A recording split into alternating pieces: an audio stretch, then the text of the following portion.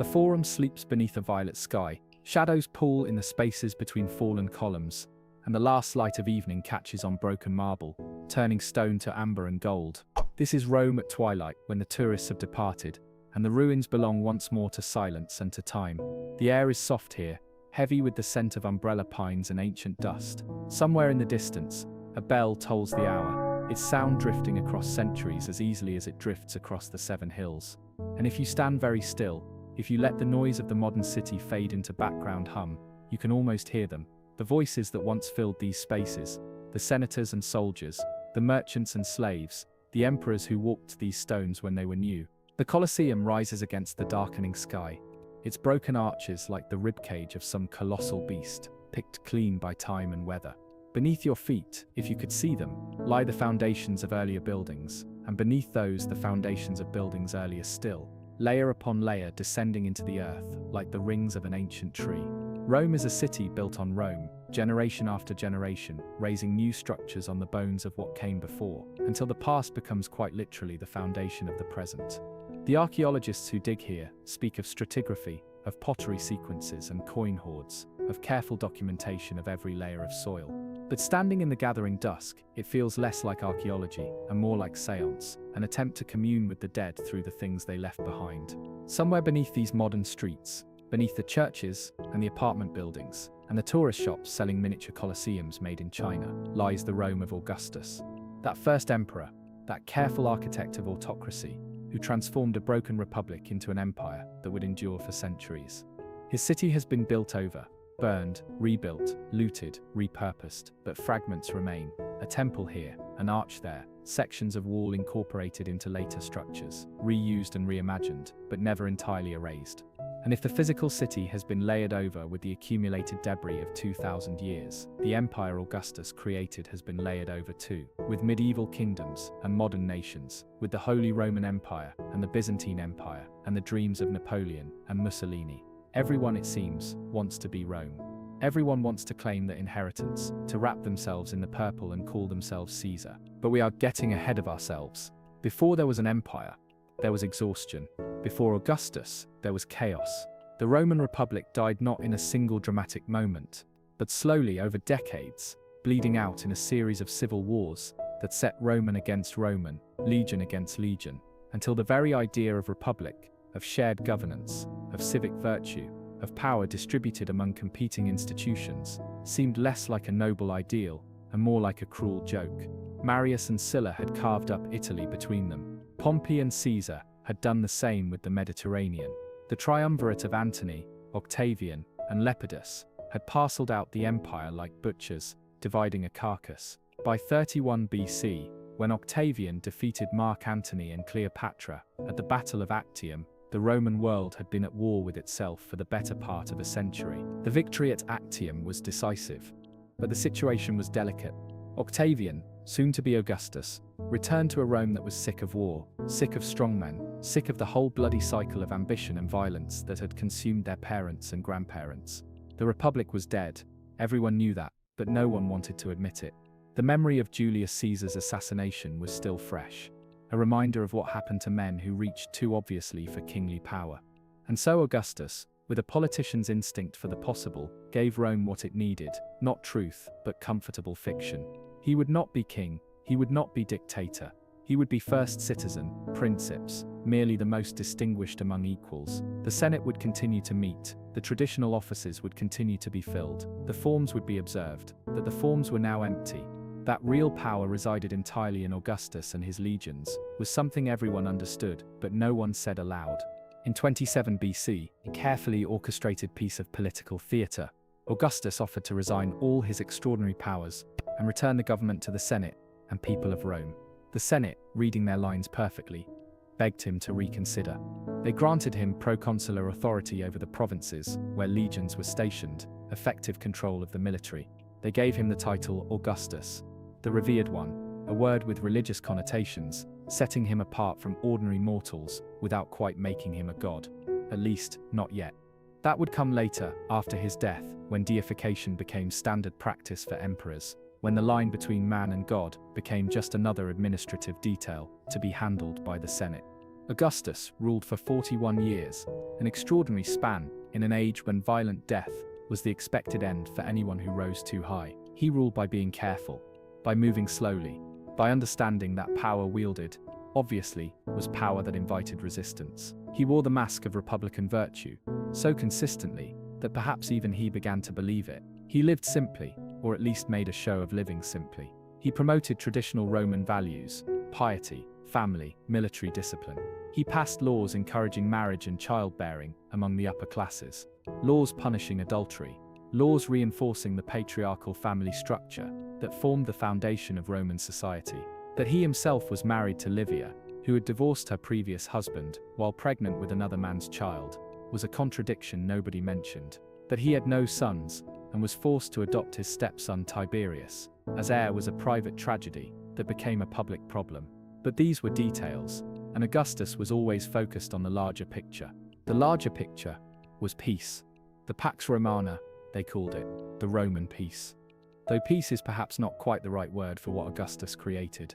The civil wars ended, certainly. Roman citizens stopped killing each other in large numbers, at least for a while. But on the frontiers, the legions were always campaigning, always pushing outward, or holding the line, or punishing some tribe that had dared to raid across the border. Augustus expanded the empire to the Danube, into Spain, into the Alps. He attempted to expand into Germany, and suffered one of Rome's great disasters when 3 legions under Varus were annihilated in the Teutoburg Forest, their eagle standards lost, their commander dead by his own hand. The historian Suetonius tells us that Augustus, when he learned of the disaster, would wander his palace crying out, "Quintilius Varus, give me back my legions." But he did not try to reconquer Germany. He was pragmatic enough to know when to cut his losses, and he marked the Rhine as the empire's boundary in the north. Within those boundaries, something remarkable happened. Trade flourished, cities grew, roads spread like capillaries across the landscape, connecting Rome to the most distant provinces, allowing goods and people and ideas to flow with unprecedented ease.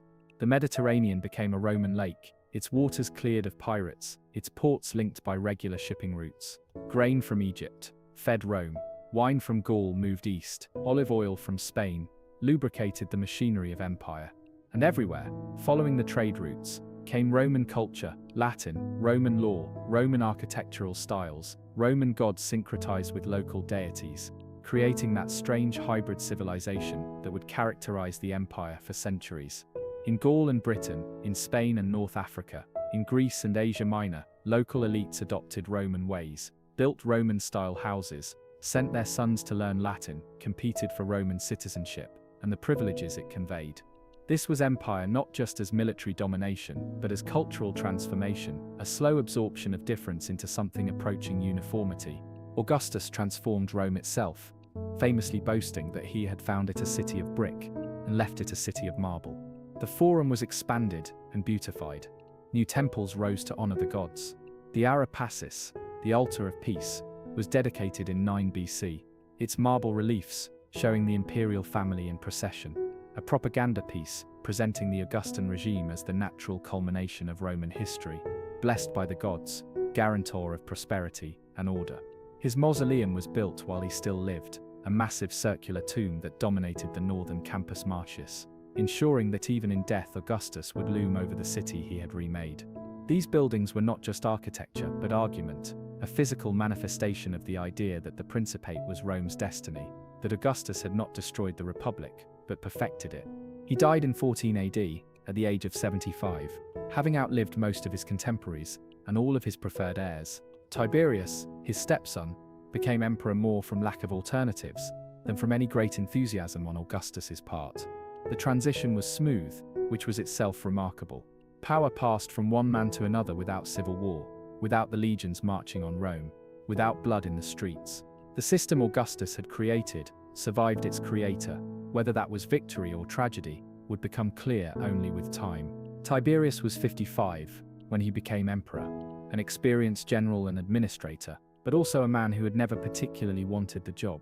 He had been forced into multiple marriages for political reasons, forced to divorce a wife he loved to marry Augustus's daughter Julia, forced to adopt Germanicus, even though he had a son of his own, forced to accept the Principate when what he really wanted was to retire to Rhodes and study philosophy. He was capable but bitter, and his bitterness deepened with age. The early years of his reign were competent enough.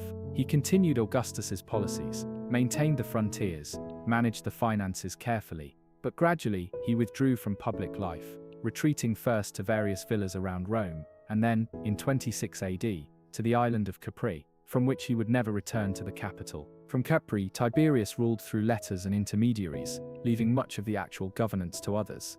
Most notoriously to Sejanus, the prefect of the Praetorian Guard. Sejanus used his position to eliminate rivals, to accumulate power, to position himself as the de facto ruler of Rome. He might have succeeded in becoming emperor himself, if Tiberius, prompted by his sister-in-law, Antonia, had not finally moved against him. Sejanus was arrested and executed, along with his family and supporters, and Tiberius's final years became increasingly paranoid and bloody, a cascade of treason trials and executions, as the emperor saw conspiracies everywhere and trusted no one. The Roman historians, writing later with the benefit of hindsight, painted Tiberius as a monster, a debauched tyrant, indulging in unspeakable acts on Capri. Suetonius's account is lurid, probably exaggerated, possibly invented entirely. But the portrait stuck, and Tiberius has been remembered as one of the bad emperors, a cautionary tale about what happens when power is concentrated in the hands of a single man who would rather be anywhere else. He died in 37 AD, possibly smothered by his heir Caligula, or possibly of natural causes.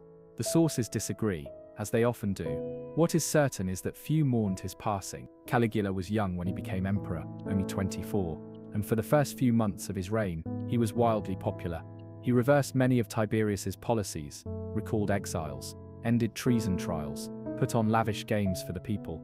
Rome breathed easier, relieved to have an emperor who actually seemed to enjoy being emperor, who participated in public life rather than skulking on an island. But something went wrong. Perhaps it was the absolute nature of his power, the realization that there was no check on his will, that he could do anything and no one could stop him. Perhaps it was illness. Ancient sources mention a serious sickness early in his reign, and speculation about brain fever or epilepsy has persisted. Perhaps he was simply mad, in whatever sense we can use that word about someone dead for 2,000 years. What is certain is that Caligula's behavior became increasingly erratic and transgressive. He declared himself a god and demanded to be worshipped as such, installing his statue in temples, forcing senators to honor him with sacrifices. He elevated his horse Incitatus to various honors, reportedly planning to make him consul. Though whether this was genuine madness or satirical commentary on the worthlessness of the consulship is unclear. He wasted vast sums on bizarre projects, a bridge of boats across the Bay of Bali, so he could ride across the water, prefiguring Alexander's crossing of the Hellespont. He ordered his army to gather seashells on the beach in preparation for an invasion of Britain that never happened. He executed people on whims, including members of his own family, and conducted incestuous relationships with his sisters, or so the sources claim. The problem with assessing Caligula is that our sources are uniformly hostile, written by or for the senatorial class that despised him. He was assassinated in 41 AD by members of the Praetorian Guard, and once he was safely dead, the historians could say anything they wanted about him. The portrait that emerges is of a tyrant who understood too well the arbitrary nature of autocratic power, and decided to revel in that arbitrariness, to make a joke of the whole system by demonstrating that the emperor could do absolutely anything, promote horses, declare himself Jupiter, execute senators on a whim, and there was nothing anyone could do about it. Until, of course, there was a dagger in the corridors beneath the palace, and Caligula was dead, and his wife and infant daughter with him, and the Julio-Claudian dynasty limped onward. Claudius became emperor, almost by accident. He was Caligula's uncle, the family embarrassment, kept in the background because of his physical disabilities, a limp, a stammer, a tendency to drool. The ancient sources suggest he had cerebral palsy, or perhaps polio. Whatever his condition, his family considered him an idiot and treated him accordingly. When the Praetorian Guard found him hiding behind a curtain in the palace after Caligula's assassination, they proclaimed him emperor, partly because he was the last adult male of the Julio-Claudian line, and partly, perhaps, because they thought he would be easy to control. He was not. Claudius proved to be a capable administrator, expanding the imperial bureaucracy, improving Rome's harbour at Ostia, constructing aqueducts, conquering Britain in 43 AD, and adding it to the empire. He was a scholar, a historian, who had written works on Etruscan history and Carthage, though none of his writings survive. He understood governance in ways the senators did not. and he promoted freedmen, former slaves, to positions of power in his administration, recognizing competence wherever he found it, and not caring about aristocratic prejudice against the low-born. The Senate hated him for this, as they hated him for his marriages, for his perceived weakness, for the fact that he was alive at all. His personal life was a disaster. His third wife, Messalina, was notorious for her sexual appetites, real or invented by hostile sources. She was executed in 48 AD for conspiring to marry another man, while Claudius was still alive, a plot that makes little sense unless she was planning a coup. His fourth wife, Agrippina the Younger, was his niece, a match that required a change in Roman law to permit. Agrippina was ambitious and ruthless, and she had a son from a previous marriage, Nero. She convinced Claudius to adopt Nero and make him heir ahead of Claudius's own son Britannicus, and then in 54 AD, Claudius died, possibly of natural causes, possibly poisoned by Agrippina, possibly fed toxic mushrooms by his food taster at Agrippina's direction. The sources again disagree. What is certain is that Nero became emperor at 16, with his mother expecting to rule through him. For a time, the arrangement worked. Nero's early reign, guided by the philosopher Seneca and the Praetorian prefect Burrus, was competent and restrained. The young emperor showed artistic inclinations. He wanted to be a poet, a musician, a performer, but he handled his duties adequately, and the empire prospered. Then gradually, things deteriorated. Nero had his mother murdered in 59 AD, a botched affair involving a collapsing boat, and finally a direct assassination when the boat failed to kill her. He divorced and executed his first wife Octavia. He kicked his second wife Poppaea to death while she was pregnant, according to one source, though others say she died of illness. He performed publicly as an actor and musician, competing in artistic contests, and always winning, because who would dare give the emperor second prize? The Senate was appalled. Performing on stage was beneath the dignity of a Roman aristocrat, let alone the emperor. But Nero didn't care what the Senate thought. In 64 AD, fire swept through Rome, destroying much of the city. Nero was at Actium when it started, and rushed back to oversee relief efforts, opening his palaces to refugees, organizing food supplies, supervising rebuilding. But rumors spread that he had started the fire to clear land for a new palace, that he had played the lyre and sung of the fall of Troy while Rome burned. The rumors were probably false. Tacitus expresses doubt about them, but they stuck. Nero needed scapegoats, and found them in the Christians, a small and unpopular sect that could be blamed without consequence. Tibi P. Semduade. Pisedimidariidum and a Upida minister is Sil. They were arrested, executed in various gruesome ways, and became the first Christian martyrs, their persecution remembered in Christian tradition, even as the specific details were exaggerated and mythologized. Nero built his golden house, the Domus Aurea, a sprawling palace complex that consumed huge swathes of the city center, featuring an artificial lake, gardens, a colossal statue of Nero himself as the sun god, rotating dining rooms, and decorations so lavish they gave their name to a style, grotesque, from the grottos where Renaissance artists would later rediscover them. It was extravagant and wasteful, and exactly the sort of thing that made the aristocracy despise him. In 65 AD, a conspiracy to replace him with the senator Piso was discovered and crushed, leading to a wave of forced suicides among the aristocracy, including Seneca. Nero's position seemed secure, backed by the people of Rome, who loved his games and his performances, backed by the Praetorian Guard who had no reason to oppose him. But in 68 AD, the governor of Hispania, Galba, rose in revolt. Other provinces followed. The Praetorian Guard, sensing which way the wind was blowing, abandoned Nero. The Senate declared him a public enemy. Nero fled Rome, and with enemies closing in, ordered a slave to help him commit suicide. His last words were reportedly, "What an artist dies in me." He was 30, the last of the Julio-Claudian emperors, and his death plunged the empire into civil war. The year 69 AD saw 4 men claim the purple. Galba marched on Rome, and was accepted as emperor. But he was old and stingy, and failed to pay the Praetorian Guard the bonuses they expected. In January 69, they murdered him in the Forum, and proclaimed Otho, one of Nero's former friends, who had been governor of Lusitania. But the legions in Germany had already proclaimed their own candidate, Vitellius, and his armies marched on Italy. Otho's forces met them at Bedriacum, and were defeated. Otho committed suicide, having been emperor for 3 months. Vitellius entered Rome, and immediately alienated the population with his gluttony and his German bodyguards. Meanwhile, in the east, the legions proclaimed Vespasian, a general from a middle-class family who had been conducting the siege of Jerusalem during the Jewish revolt. Vespasian's forces, led by his lieutenant Ammianus Primus, marched on Italy. They defeated Vitellius's army at a second battle at Bedriacum and pushed on to Rome. Vitellius tried to abdicate, but was prevented by his supporters. When Vespasian's forces entered the city in December 69, fighting erupted in the streets. The capital caught fire and burned. Vitellius was caught trying to flee, dragged through the streets, and murdered by the mob.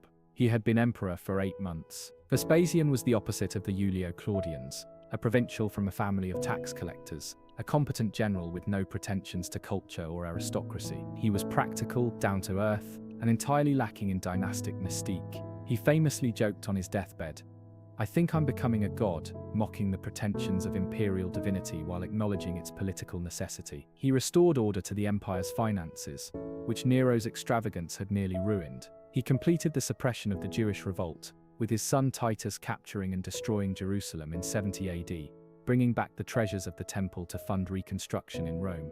And Vespasian built the Colosseum, properly the Flavian Amphitheatre, rose on the site of Nero's artificial lake, a gift to the people of Rome, reclaiming the space Nero had stolen for his private pleasure and dedicating it to public entertainment.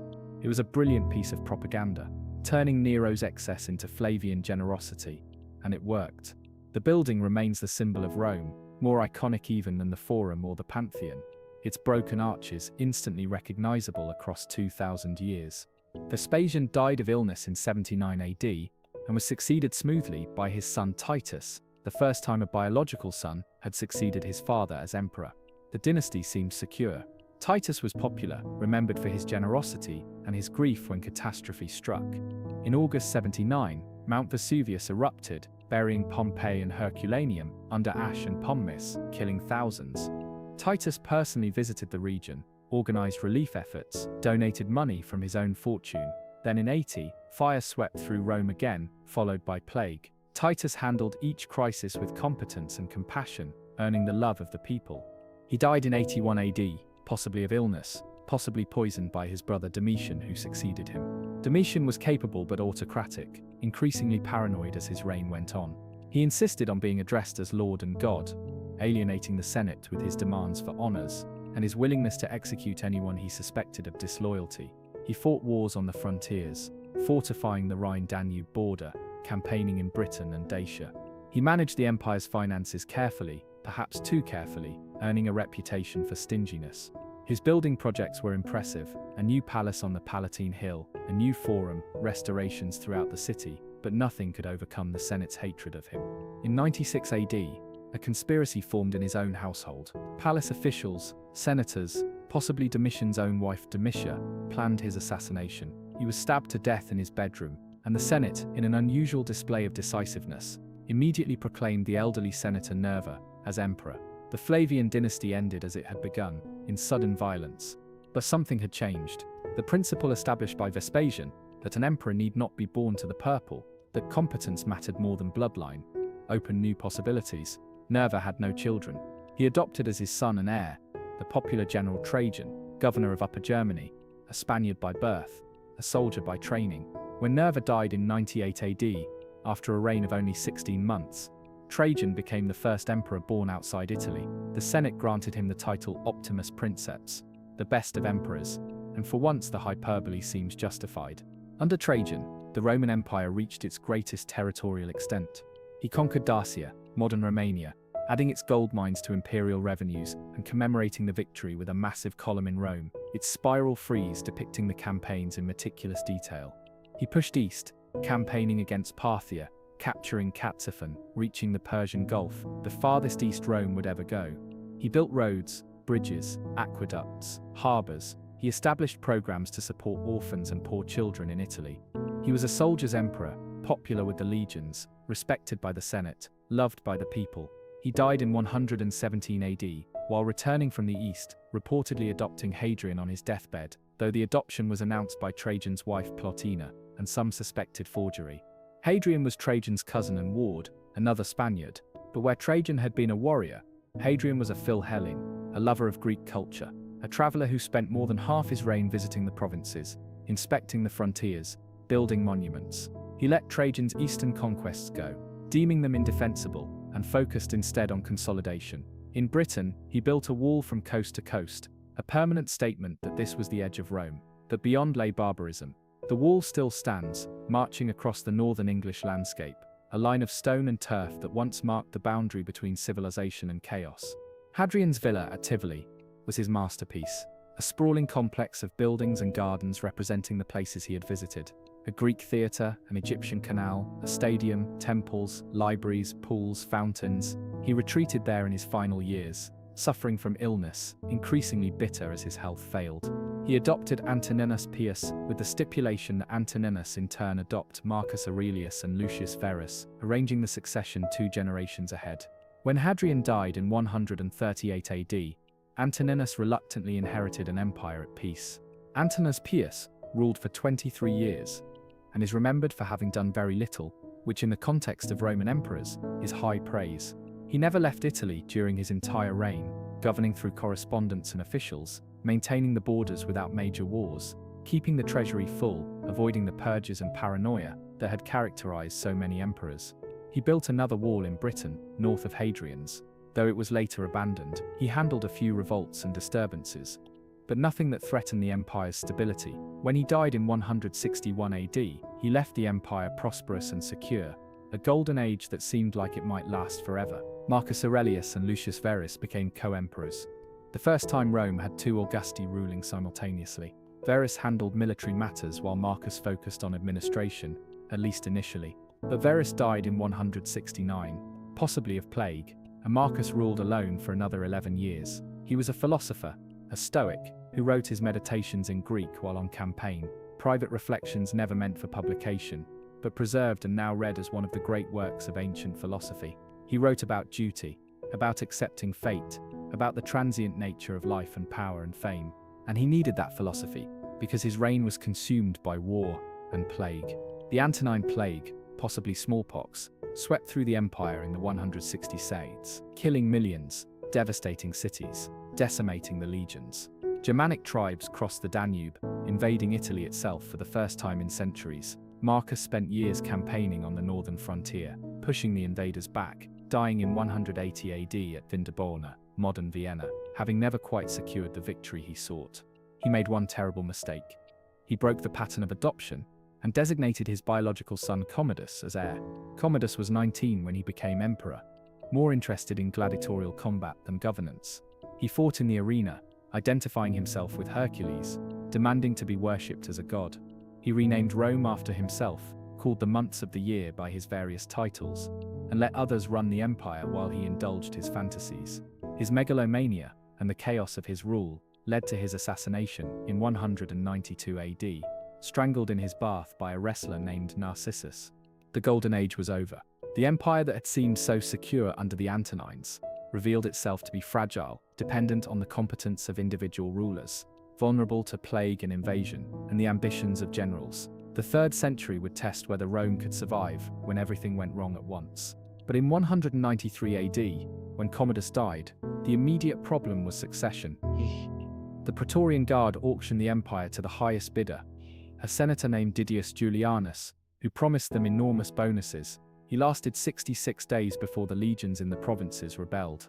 Septimius Severus, governor of Pannonia, marched on Rome, executed Didius Julianus, and defeated his rivals Pescennius Niger in the east and Clodius Albinus in Gaul.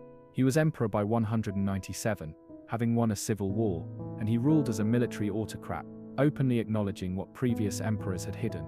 That power came from the army. Severus was African, from Leptis Magna in modern Libya, part of the increasing diversity at the empire's highest levels. He married Julia Domna, a Syrian from Emesa, a woman who would be one of the most influential empresses in Roman history, patron of scholars and philosophers, effectively co-ruler during her husband's reign and regent during her son's. Severus expanded the army, increased soldiers' pay, allowed them to marry, and died at Eboracum, modern York, in 211 AD, leaving the empire to his sons Caracalla and Geta, with the advice, enrich the soldiers, and scorn all others. Caracalla murdered Geta within the year, and ruled alone, a brutal and effective emperor, who campaigned on the frontiers, built the massive baths in Rome, that still bear his name, and issued the Constitutio Antoniniana in 212, granting Roman citizenship to all free inhabitants of the empire. Whether this was progressive idealism or a cynical tax grab is debated, probably both. He was assassinated in 217 while campaigning against Parthia, murdered by a soldier while urinating by the roadside, an ignominious end for an emperor. The Severan dynasty continued through increasingly strange turns. Macrinus, the Praetorian prefect who orchestrated Caracalla's murder, became emperor, but lasted only 14 months before Julia Domna's sister manipulated the army into proclaiming her grandson Elagabalus as emperor. Elagabalus was 14, a priest of the sun god El-Gabala, and he brought his god to Rome, installing a black stone in a new temple and forcing the Senate to honor this foreign deity above Jupiter. He married and divorced multiple times, including marrying a Vestal virgin, and the sources claim he prostituted himself in the palace and sought physicians who could give him female anatomy. Whether this represents actual gender nonconformity, youthful excess, or simply hostile propaganda is impossible to determine across 2 millennia. What is certain is that his behavior alienated the army, and in 222, they murdered him and his mother, throwing their bodies in the Tiber. They proclaimed his cousin Severus Alexander emperor, another teenager, this one controlled by his mother Julia Mamere.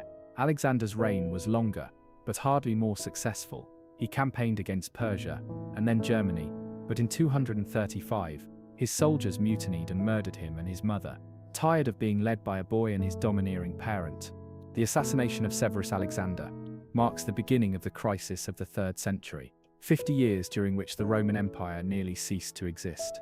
Between 235 and 284, over 20 emperors ruled, most for only a few years, almost all dying violently. Civil war became endemic as generals in different provinces proclaimed themselves emperor and marched on their rivals. The borders collapsed. Germanic tribes poured across the Rhine and Danube. The Persians under the Sassanid dynasty invaded the east, capturing the Emperor Valerian in 260, the only Roman emperor ever captured by a foreign enemy. He died in captivity, and legend says the Persian king used his stuffed skin as a footstool. The empire fragmented. In the west, a separate Gallic empire emerged, ruled from Trier, controlling Gaul, Britain, and Spain for 15 years. In the east, Palmyra under Queen Zenobia broke away, conquering Egypt and much of Asia Minor, ruling from the Syrian desert, with a court that blended Roman and Persian influences. The central government in Rome controlled only Italy and parts of the Balkans, desperately trying to hold on while everything fell apart. Plague swept through again, probably the same disease that had ravaged Marcus Aurelius's reign. Cities shrank as populations died, or fled to the countryside. Trade declined. The currency debased as emperors mixed more and more base metal into coins to pay the armies, until silver Antoniniani contained hardly any silver at all, and merchants refused to accept them. Inflation spiraled. The great villas of the early empire were abandoned or fortified. Town councils struggled to collect taxes when there was nothing left to tax. The archaeological record shows destruction layers, hordes of coins buried and never retrieved, settlements abandoned, a material culture in collapse. And yet, the empire did not fall. The infrastructure proved resilient. Roads and aqueducts continued to function. The army, despite being scattered across multiple claimants, retained its discipline and effectiveness. Cities might shrink, but they didn't disappear entirely. Christianity spread, offering community and certainty in uncertain times, growing from persecuted minority to significant presence. And eventually, a series of tough military emperors from the Balkans began the work of restoration. Claudius Gothicus defeated a massive Gothic invasion in 269. Aurelian reunited the empire, crushing Palmyra in 272 and the Gallic Empire in 274, earning the title Restorer of the World.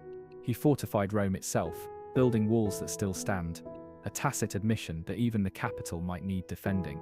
He was assassinated in 275 by his own officers, who apparently believed, incorrectly, that he planned to purge them. Probus continued the restoration, clearing barbarians from Gaul and securing the Danube frontier before he too was killed by his own troops in 282.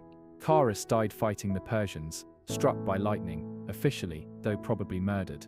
The crisis didn't end with a single victory, but ground to a halt through exhaustion and the relentless competence of a few good emperors who spent their entire reigns at war, dying in the saddle, and leaving the empire slightly more secure than they found it.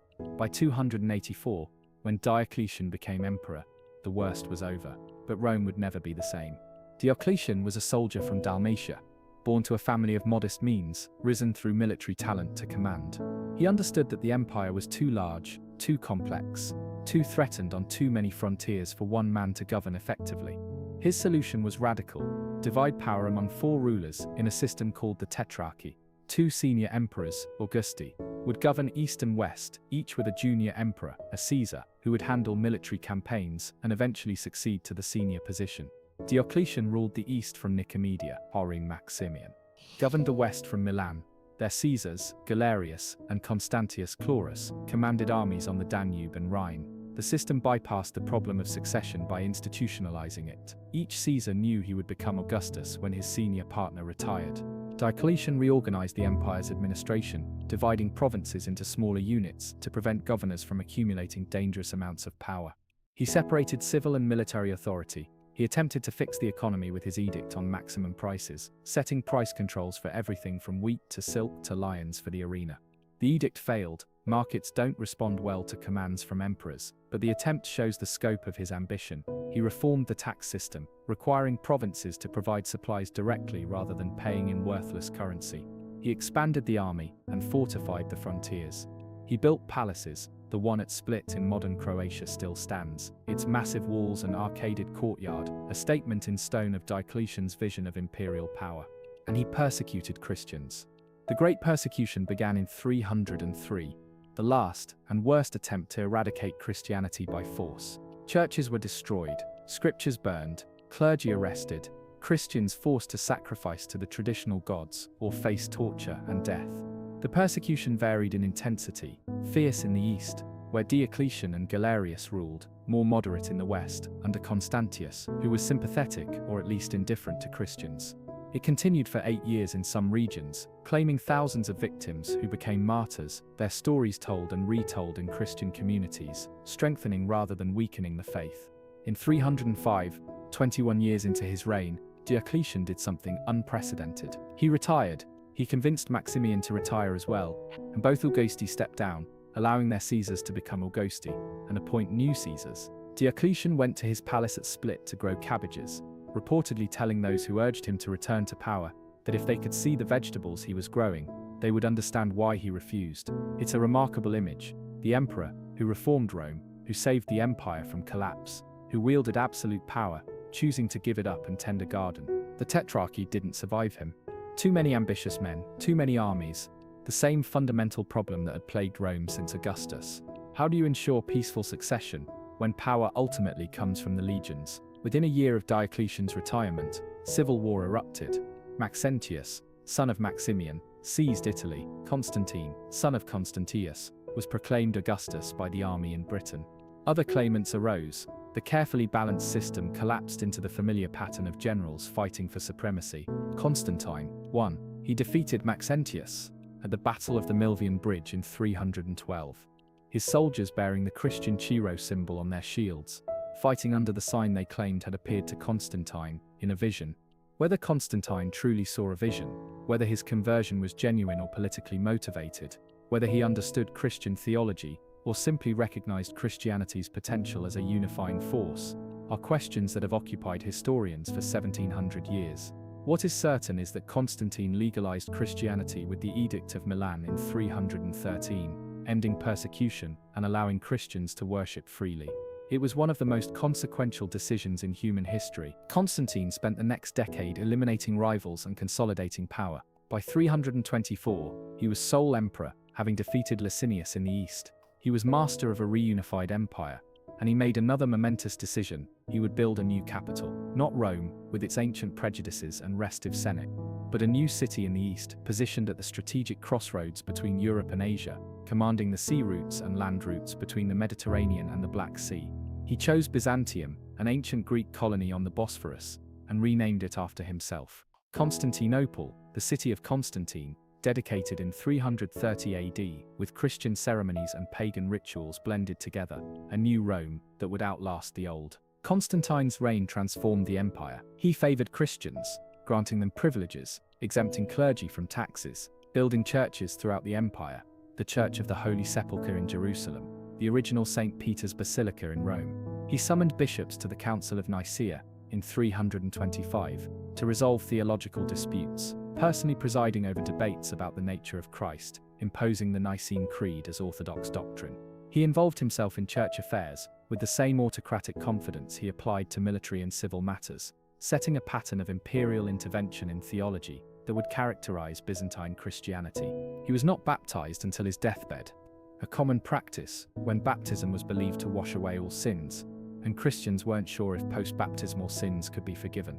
He divided the empire among his 3 sons, hoping to avoid civil war. They promptly began killing each other, and anyone else who might claim imperial descent. Within 3 years of Constantine's death in 337, most of the extended imperial family was dead, murdered in purges as Constantine's sons secured their power. The empire Constantine left was Christian in name, but pagan in practice. The old gods still had their worshippers, their temples, their festivals. The aristocracy largely clung to traditional religion. When Constantine's nephew Julian became emperor in 361, he attempted to restore paganism, earning the epithet the apostate from Christians. Julian was a philosopher, a scholar, a capable general who had won victories in Gaul. He reopened pagan temples, banned Christians from teaching classical literature, wrote theological treatises, arguing against Christianity. His reign lasted 20 months. He died in 363, fighting the Persians, hit by a spear, the wound turning septic, dying in his tent far from home. Christian historians claimed he died crying, "You have won." Galilean, admitting Christ's victory in his final moment. Pagan sources said nothing of the kind. Truth, as always, is mediated by the biases of those who write history. After Julian, the empire was permanently Christian. Theodosius the Great, emperor from 379 to 395, made Christianity the official state religion, banned pagan worship, closed temples, ordered the destruction of pagan monuments.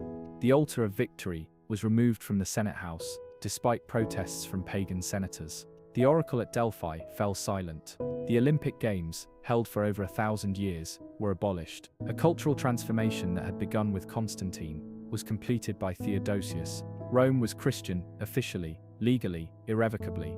Theodosius was the last emperor to rule both East and West.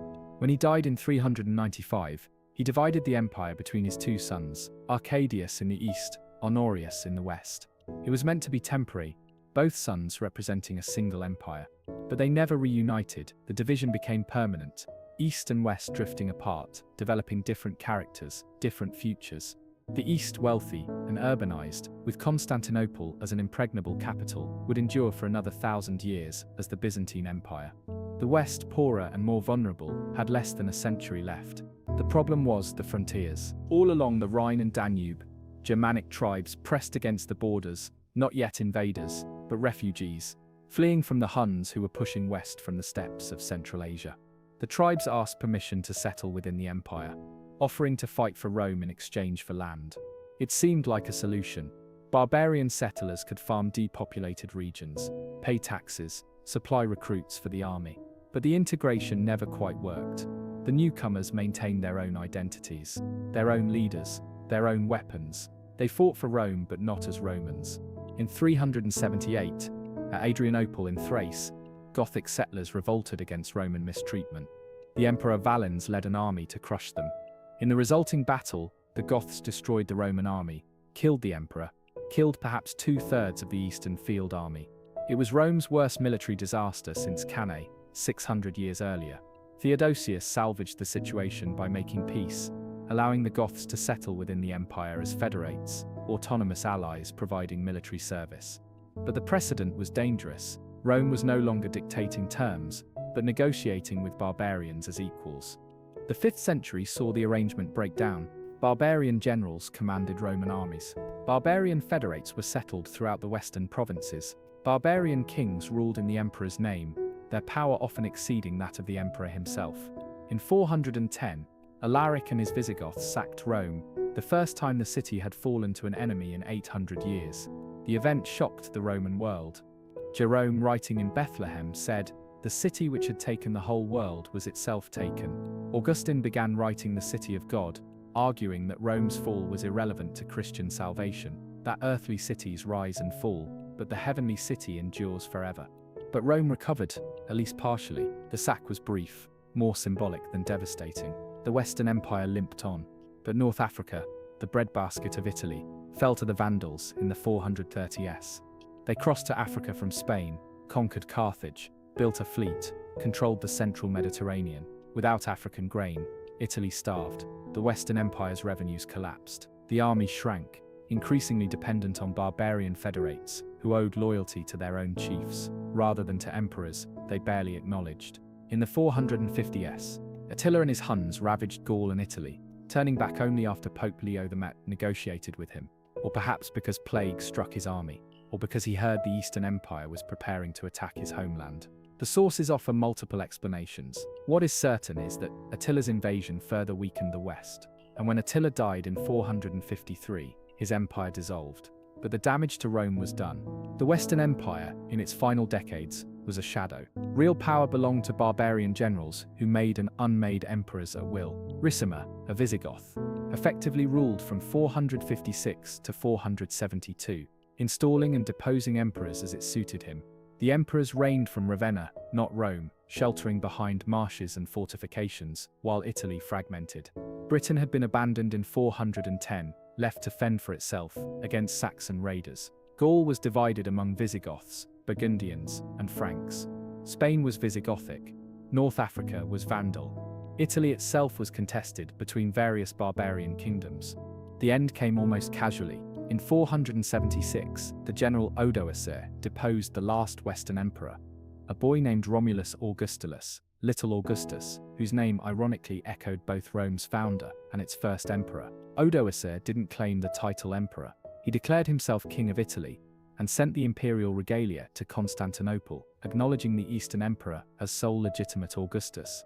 The Western Empire simply ceased to exist, not with a bang but with a bureaucratic letter.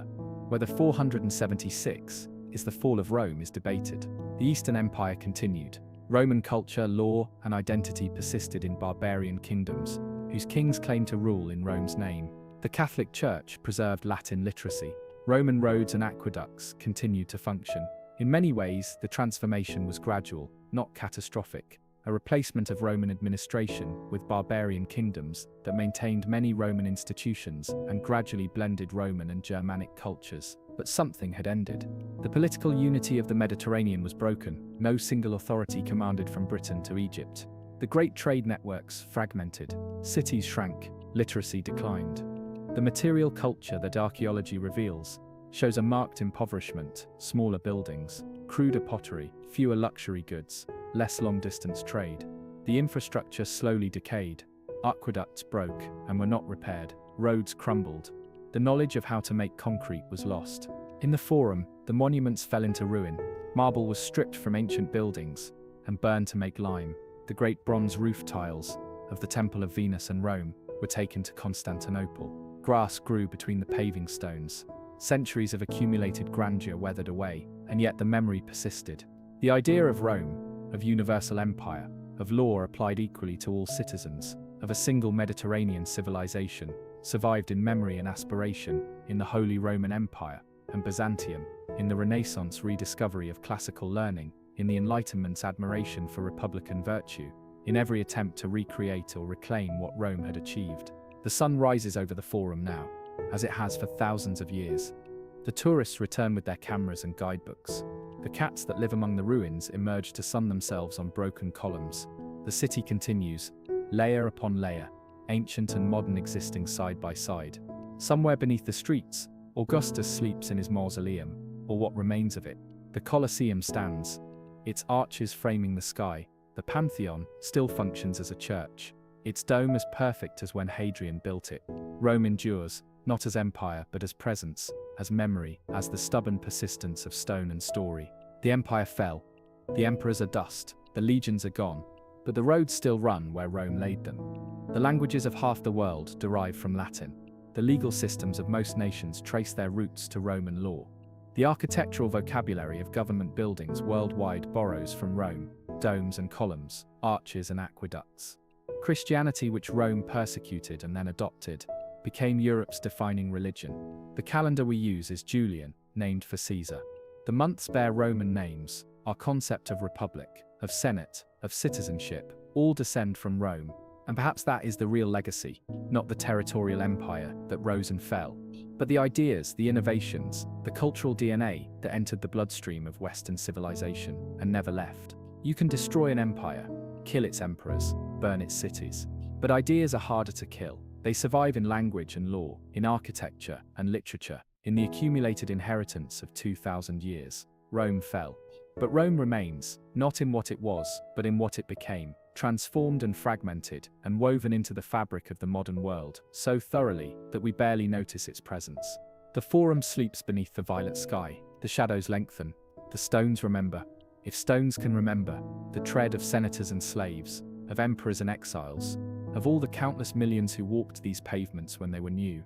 And we, walking them now, carry Rome with us whether we know it or not, in the words we speak and the laws we follow, in the bridges we build and the stories we tell. The empire ended. The inheritance continues. That perhaps is what it means to say that Rome still rules the world.